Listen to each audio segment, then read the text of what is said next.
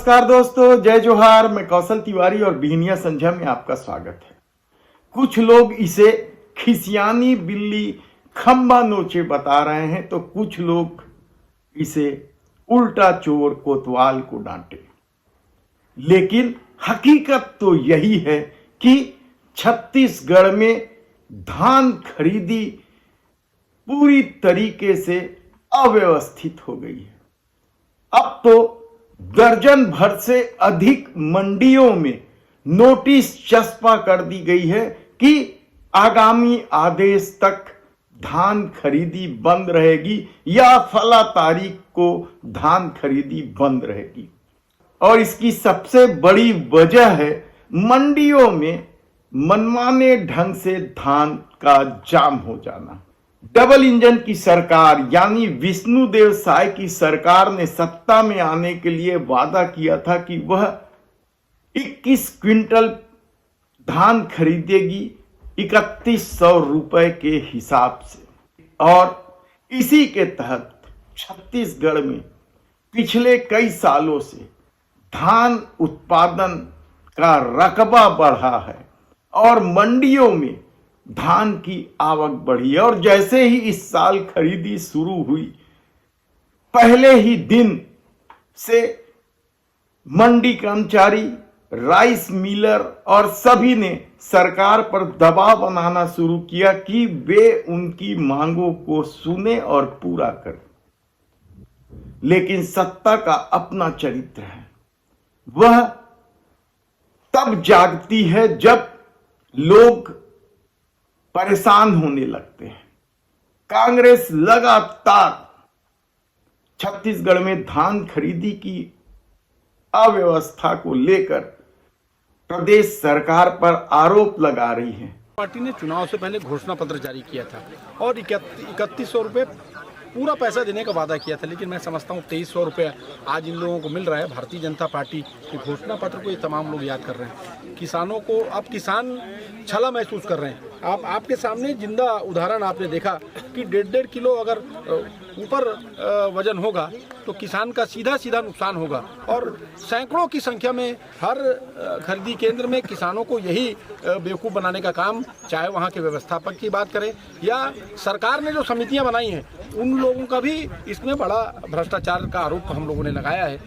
ऐसा लगता है कि नान से भी बड़ा भ्रष्टाचार इसमें होगा। अभी तो ये माल यहाँ से संग्रहण केंद्र में जाएगा, उसकी ट्रांसपोर्टिंग लगेगी। कांग्रेस की सरकार में सीधा मिल में जाके मिलिंग होती थी। मिलर्स के साथ में अभी कोई बातचीत नहीं, कोई ऐसी बात नहीं हुई कि ना एजेंसी फाइनल हुई है। तो कहीं ना कहीं किसानों के साथ एक छलने का काम भारतीय जनता पार्टी की सरकार ने किया है। तो तिथि को लेकर आरोप था, तारीख को लेकर, कि जानबूझ के सरकार देर कर रही है। और उसके बाद जब खरीदी शुरू हुई तब किस तरीके से कहीं किसानों से 1-2 किलो ज्यादा धान लेने की भी खबरें आई और उजागर हुआ है। कांग्रेस के नेताओं ने इन अव्यवस्थाओं को उजागर किया है, लेकिन सरकार इसे राजनीति का रंग देकर हवा में उड़ा रही थी कि विपक्ष का काम तो आलोचना करना है और वह बेवजह आलोचना कर रही है। लेकिन हकीकत अब सामने आया जब राइस मिलरों ने धान उठाना बंद कर दिया और मंडी में धान खरीदी नहीं करने का नोटिस चस्पा होने लगा। अब सरकार ने आनन फानन में अपनी कमजोरी छुपाने के लिए राइस मिलरों पर दबाव डाल रही है। हालांकि राइस मिलर एसोसिएशन ने पिछले दिनों कैबिनेट की बैठक होने के बाद ही रायपुर के सांसद बृजमोहन अग्रवाल के भाई योगेश अग्रवाल, जो राइस मिलर एसोसिएशन के अध्यक्ष भी हैं, उन्होंने सरकार पर धोखा देने का आरोप लगाया। आप समझिए कितना बड़ा आरोप है सरकार पर धोखा देने का। और इसके बाद जब राइस मिलर्स मंडियों से धान उठाना बंद कर दिए तो राइस मिलरों को तोड़ने का भी प्रयास किया गया। कहा जाता है कि कुछ राइस मिलरों को सरकार ने मना ली थी। करीब 50 के आसपास राइस मिलरों को, और इसके लिए बैठक भी आयोजित की गई थी। लेकिन ऐन वक्त पर बैठक में उप मुख्यमंत्री अरुण साव और खाद्य मंत्री दयालदास बघेल नहीं आए और बैठक टाए टाए फिस हो गई। यानी राइस मिल एसोसिएशन के इस हड़ताल कहना चाहिए, हड़ताल को तोड़ने की कोशिश हुई, लेकिन सत्ता सफल नहीं हुई। तो क्या अब राइस मिलरों को डराकर धमकाकर उनके यहां छापा मारकर जांच एजेंसी भेजकर यह सब खेल खेला जाएगा ताकि राइस मिलर मंडियों में जो जाम हो रहे हैं धान उन्हें उठा ले?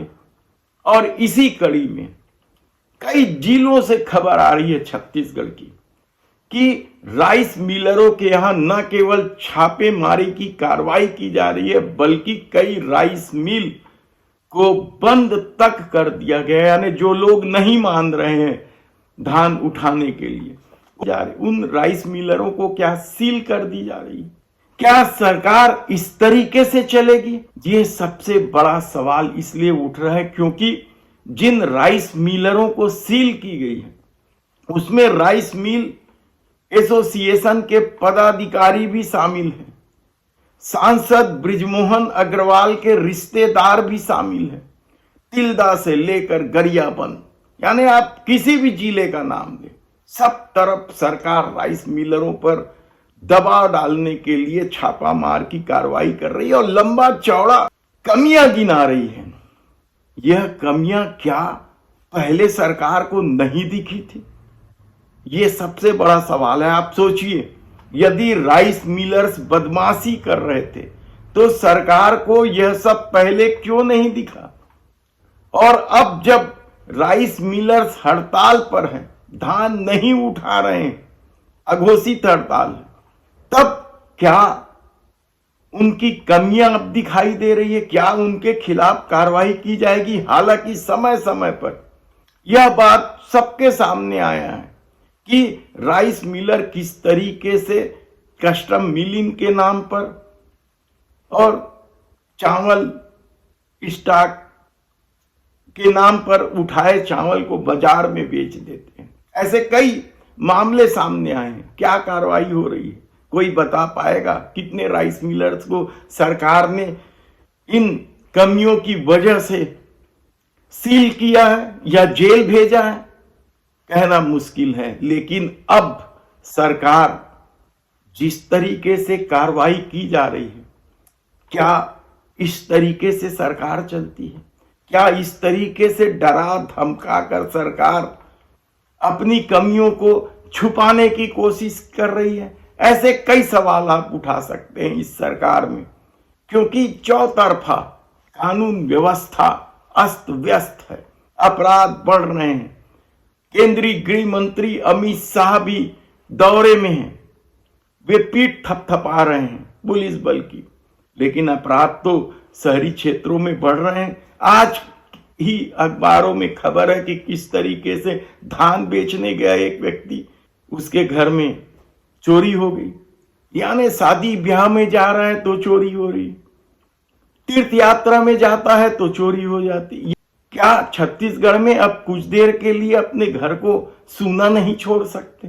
किस तरह की स्थिति बना दी गई है। लेकिन सवाल राइस मिलरों पर ताबड़तोड़ कार्रवाई को लेकर है कि किस तरीके से सरकार अब अपनी कमियों को छुपाने के लिए राइस मिलरों पर दबाव डाल रही है।